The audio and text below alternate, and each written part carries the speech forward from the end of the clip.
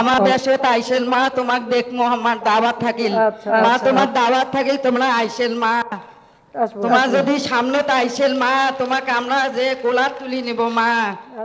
আশ্রয়ণ প্রকল্পের মাধ্যমে জমি সহ ঘর পাওয়া মানুষদের জীবনমান বদলে গেছে উল্লেখ করে প্রধানমন্ত্রী শেখ হাসিনা বলেছেন, দেশের মানুষের সেবক হিসেবে বাবার মতোই সেবা করে যাব। দেশের মানুষ ক্ষুধা ও দারিদ্র্যমুক্ত উন্নত জীবন পাবে, সেটাই আমাদের লক্ষ্য। আশ্রয়ণ প্রকল্পের ঘরের মাধ্যমে মানুষের যে পরিবর্তন হয়েছে তাতে মানুষের মাঝে আত্মবিশ্বাস তৈরি হয়েছে ভালোভাবে বেঁচে থাকার জন্য, যা খুবই গুরুত্বপূর্ণ। মঙ্গলবার 11 জুন আশ্রয়ণ 2 পরিকল্পনার আওতায় সারা দেশে আরো 18,566 জন ভূমিহীন ও গৃহহীন পরিবারের ঘর হস্তান্তরের আগে দেয়া বক্তব্যে তিনি এসব কথা বলেন। সকাল 11টায় নিজের সরকারি বাসভবন গণভবন থেকে ভিডিও কনফারেন্সের মাধ্যমে লালমনিরহাটের কালীগঞ্জ উপজেলা, কক্সবাজারের ঈদগাঁও উপজেলা এবং ভোলার চর ফ্যাশন উপজেলার সঙ্গে সংযুক্ত হয়ে সুবিধাভোগীদের কাছে জমির মালিকানা দলিল সহ বাড়ি হস্তান্তর কার্যক্রমের শুভ উদ্বোধন করেন প্রধানমন্ত্রী।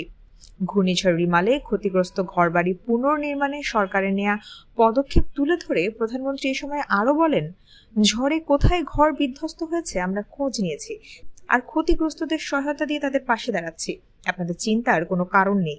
কোথাও যাতে কোনো অনাবাদী জমি না থাকে সেজন্য দেশের মানুষের প্রতি তার অনুরোধ পুনর্ব্যক্ত করে শেখ হাসিনা বলেন, আমরা কারো কাছে ভিক্ষা করে চলতে চাই না, হাত পেতে চলতে চাই না। যতটুকু সম্ভব তা কাজে লাগিয়ে মাথা উঁচু করে চলবো। এজন্যই আপনাদের সহযোগিতা দরকার।